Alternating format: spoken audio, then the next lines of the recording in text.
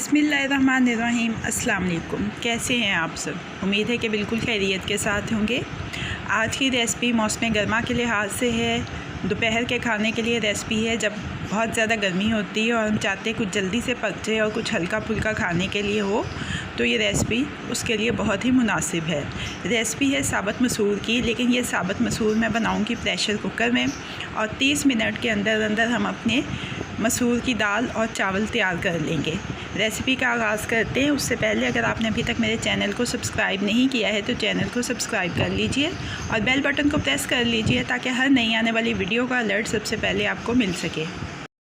Pressure cooker को रख लिया है दरमियानी आंच के ऊपर।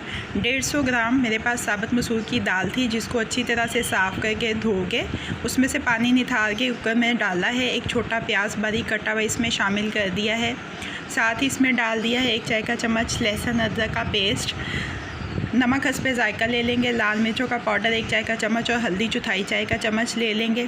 पानी 1 लीटर डाल देंगे। साथ ही 1 खाने का चम्मच तेल का डाल देंगे। अब इस कुकर को बंद करके तकरीबन 15 मिनट पकाएंगे तो ये देखिए हमारी साबुत मसूर की दाल ऐसी अच्छी से गल जाएगी और घुल जाएगी। अब इसमें शामिल करनी है आधी प्याली दूध की। मिक्स कर लेना अच्छी तरह से। धीमी आंच जला के रखनी है आपने नीचे। 1 खाने का चम्मच फ्रेश क्रीम का डाला है, इसको भी अच्छी तरह से मिक्स कर लेना है। आंच को धीमा रखना है। अब इसका तड़का तैयार कर लेते हैं। तकरीबन 3 से 4 खाने के चम्मच तेल के लिए हैं। 4-5 जवे लहसुन के बारीक कटे हुए,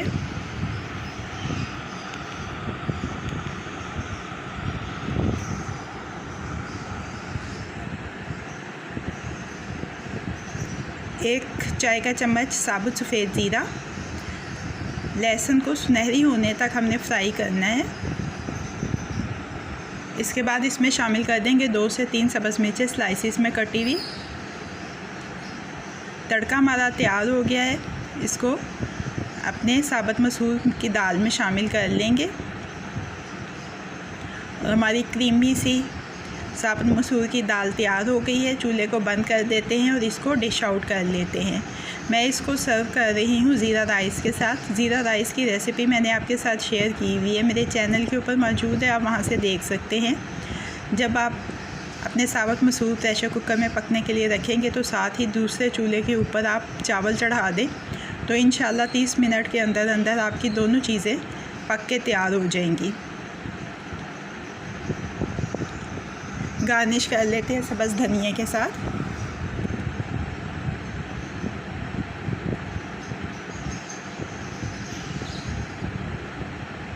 साथ ही खीरे के कुछ स्लाइसेस